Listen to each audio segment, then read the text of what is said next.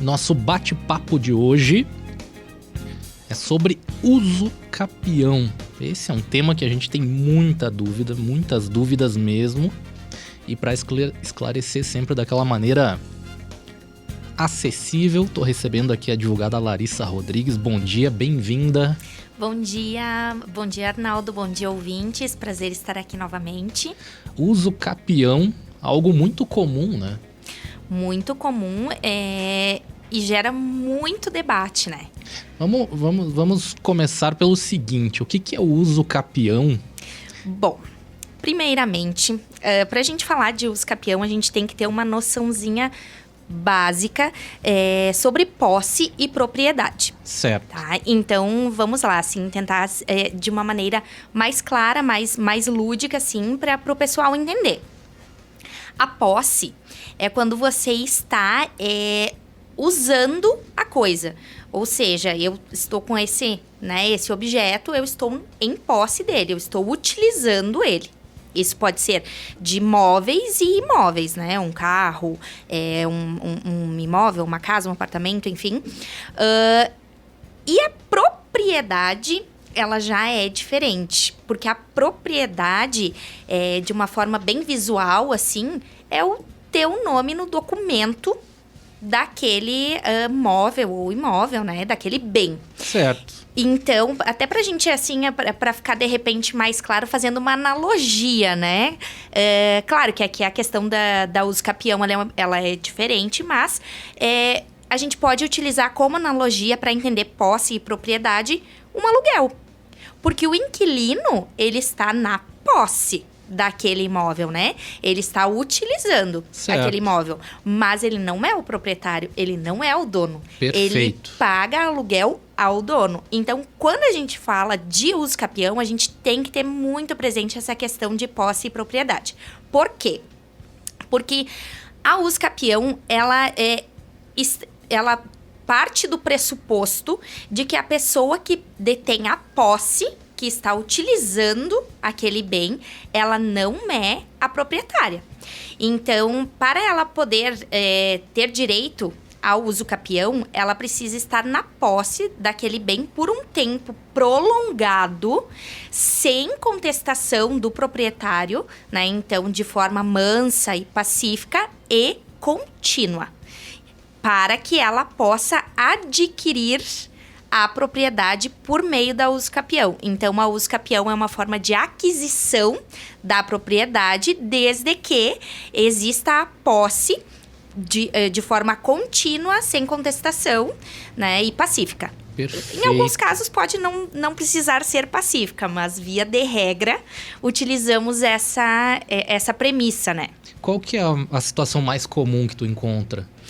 Olha, quando a gente fala de uso capião, a questão é um pouco complexa, porque o pessoal acha que estando na posse do bem, e aqui estamos falando, né, de bens imóveis, que é o mais comum, estando na posse, não precisam ser cumpridos requisitos legais para uso capião, e o que não é verdade, porque para que a pessoa tenha direito ao uso capião, é preciso que se cumpra um determinado prazo. E esse prazo, ele pode variar bastante, porque a uso capião a gente tem diversas modalidades, tá? A gente tem umas 5 modalidades. Tá. Então, assim, o prazo, ele pode variar de 2 anos, que é o prazo menor, que é para uso capião familiar, quando um cônjuge, né, a esposa ou o esposo, enfim, deixa o lar conjugal e o outro fica naquele imóvel, sem contestação, né, exercendo a posse.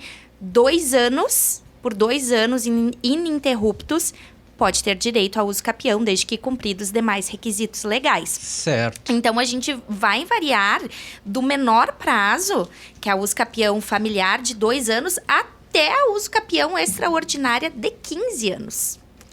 Então, são questões, assim, muito do caso a caso mesmo, do estudo do caso, para ver o que se enquadra, né? E se também são cumpridos os demais requisitos legais para que a pessoa possa ter direito ao uso capião, que dependendo da modalidade, né?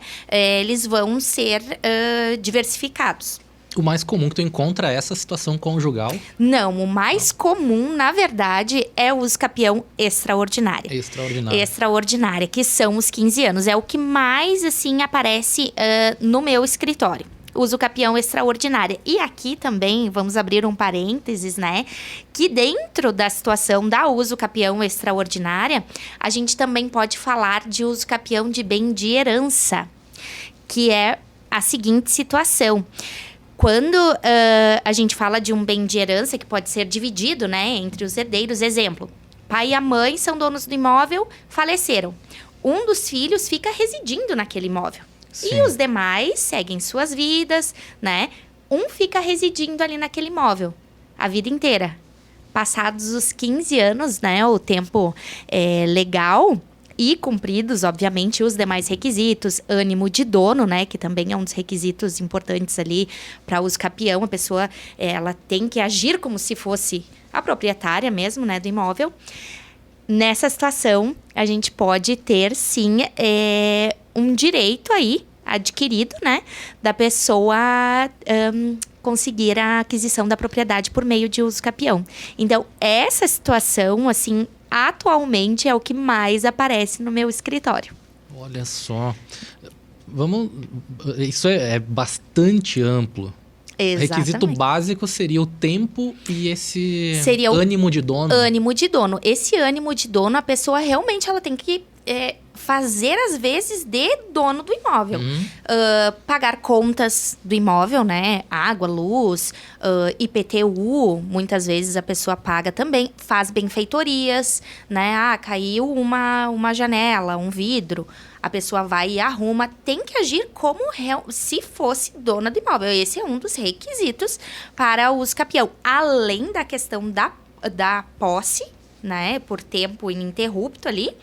E o ânimo de dono e também os demais requisitos legais que podem variar, né? Porque dependendo da modalidade de uso capião, vai ser necessário uma metragem específica, que o imóvel não ultrapasse de tantos metros, que a pessoa não possua outro imóvel. Tem alguns casos também que exigem, né, para os prazos menores, documento de justo título ou boa-fé, que seria, por exemplo, um contrato de gaveta, não levado a registro. Isso tudo diminui o prazo para a uso capião, para a pessoa pleitear a uso capião. Só que é bastante amplo e realmente devem ser analisados os requisitos ali, né, legais e também as circunstâncias do caso, para verificar de forma mais técnica e jurídica qual a melhor modalidade para a pessoa buscar o seu direito, né? Me vem aqui a dúvida agora.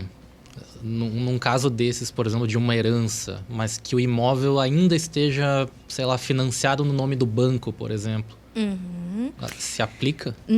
Não, porque nesse caso de financiamento, né, a gente está falando de um contrato existente que seria um contrato de alienação fiduciária. Certo. Né? Faz um financiamento. Então, naquele financiamento, a gente tem financiamentos hoje bastante longos, de 20, 30 anos. Então, não vai se aplicar aqui ao uso capião, porque está vigente um contrato de alienação fiduciária. Outra questão importante também, Arnaldo, é que imóveis públicos, né, pertencentes ao município, ao estado, à União, não são passíveis de uso capião, independentemente do tempo. Agora, perfeito. Imóveis pertencentes a bancos e empresas privadas, aí sim, claro, é mais difícil, né, que a pessoa consiga, mas é passível sim de uso capião. Perfeito. Você falou que tem 5 tipos. 5 tipos. Quais são eles? Uso capião familiar, que é essa que a gente comentou, né, dos cônjuges ali. Uso capião extraordinária, que é a última, né, dos 15 anos. Temos a uso capião especial rural e especial urbana. Então, tudo isso vai variar realmente do tempo ali da pessoa, né? E a questão ali também do justo título e boa-fé vai contar bastante. Perfeito. E quanto tempo leva, em média, um processo no Brasil? Olha, hoje em dia a gente tem também a figura da usucapião extrajudicial, né? Que pode ser feita em cartório. Sim. Só que, é mais difícil, porque quando a gente fala de usucapião, não é um processo, assim, muito fácil, né? Todos os requisitos precisam ser cumpridos. Afinal, a pessoa ela está adquirindo a propriedade. Então, tem que realmente estar tudo assim fechadinho. Então, um processo de usucapião extrajudicial, que é menos usual, né, em razão dessa situação, pode levar de 6 a 12 meses. Um pouquinho mais, certo, dependendo do caso. Agora, usucapião judicial, a gente pode falar ali de 2 a 5 anos e talvez até um pouco mais, dependendo da situação, da quantidade de envolvidos. Perfeito, um processo longo. Um processo longo. Vieram algumas perguntas aqui. A primeira delas é exatamente o que a gente falou agora. É possível regularizar um imóvel pelo usucapião sem precisar ir à justiça. Então, Sim. temos a opção extrajudicial. Sim, temos essa opção. Claro, né? Como eu disse, os requisitos, eles são... assim, muito importantes de serem cumpridos, né? Então, a gente vai precisar de diversos documentos, inclusive técnicos. Planta do imóvel, memorial descritivo. Em alguns casos, a gente vai precisar de georreferenciamento. A gente vai precisar de declaração de confrontantes, né? Então, talvez por isso, na via extrajudicial, não seja assim tão fácil. Mas é possível. É possível e essa é uma inovação da lei, inclusive. Mas ainda o que a gente mais vê nesse âmbito de usucapião é a usucapião judicial. Porque a pessoa, o proprietário mesmo, às vezes ele não sabe, enfim, né, daquela situação. Então, ele não vai, de forma alguma, aquecer, né, anuir, concordar que isso seja feito de uma maneira tranquila na via extrajudicial. Normalmente, vai haver uma disputa judicial. Mas, para o posseiro, né, a pessoa que está na posse daquele bem, cumpridos os requisitos, tem que ir à justiça, sim, para ver o seu direito garantido. Essa é a segurança jurídica que ele tem. Perfeito. Tenho mais algumas perguntas aqui. Para quem está nos ouvindo, quer mandar sua pergunta no WhatsApp da Sonora, 549-9142-5588. Procurando aqui o nome do meu ouvinte. O usucapião ele pode ser usado como estratégia para resolver disputas familiares por herança? Exatamente aquilo que a gente tinha comentado. Sim, ele é uma estratégia. Mas, na verdade, aqui a gente tem que falar de uma questão de boa-fé, né? Obviamente, a gente não vai mentir, né? Mas é, sim, uma estratégia em favor daquele herdeiro que está na posse do bem. Porque, na verdade, né, Arnaldo, a gente vê muito essa situação. Um herdeiro mora ali, fica a vida inteira morando com os pais para ficar cuidando, né, dos pais, na velhice, enfim. E aí, após, quando os pais falecem, muitas vezes eles continuam morando no imóvel e com anuência dos demais herdeiros. Então, não tem uma oposição. Então, se por exemplo, tiverem vários herdeiros e um deles não concordar, quiser a sua parte na herança, vamos dizer assim, sim, a usucapião é uma estratégia para aquele herdeiro que está na posse do imóvel, que reside ali por muitos anos, né? E, na verdade, mesmo que os demais, todos, né, vamos falar assim, estejam contra, se estão cumpridos os requisitos legais para que aquele herdeiro possa pleitear a usucapião, é uma estratégia e um direito. Olha só, interessante demais isso. Mais uma pergunta. Um inquilino pode tentar o usucapião do imóvel que aluga? Não. Não, isso chega naquele ponto de proprietário, Chega né? naquele ponto de a gente ter um contrato. É a mesma coisa da questão ali da alienação fiduciária, né? Do financiamento como banco. Porque aí a gente tem um contrato vigente e mesmo no caso aqui de aluguel, mesmo que seja verbal, se houver um contrato, ou seja, a pessoa está pagando o aluguel, não existe contrato, o contrato é verbal, né? Uma combinação verbal. Mas a pessoa está pagando o aluguel, isso configura uma locação, né?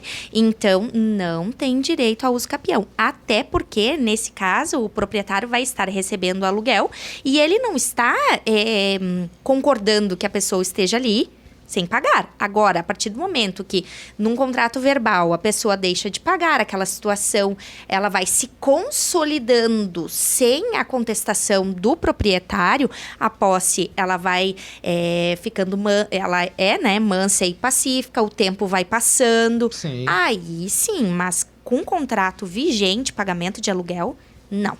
Maravilha. Um assunto muito rico aqui, cheio de informações, mas foi muito esclarecedor, viu? Documentos e provas que geralmente são necessários para iniciar um processo.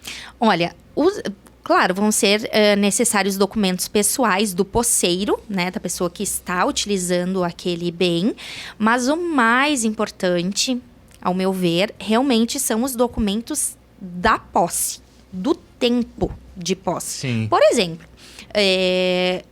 contas em nome da pessoa, contas de água, contas de luz em nome da pessoa de 10 anos atrás, de 15 anos atrás, fotos, demais documentos, por exemplo, entrega de mercadorias nesse endereço, né? Notas fiscais, de benfeitorias, compra de produtos, né? De materiais para realização de benfeitorias.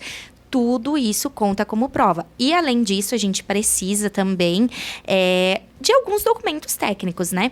Planta e memorial descritivo daquele imóvel para que seja possibilitado, né, ao juiz, aqui falando em uso capião judicial, para que ele consiga verificar qual a metragem daquele imóvel, a efetiva localização. Em alguns casos, a gente vai precisar de georreferenciamento. Precisa também de declaração dos confrontantes, que eles vão ser as testemunhas, né? Sobre o efetivo tempo de posse. Então, são vários documentos, né?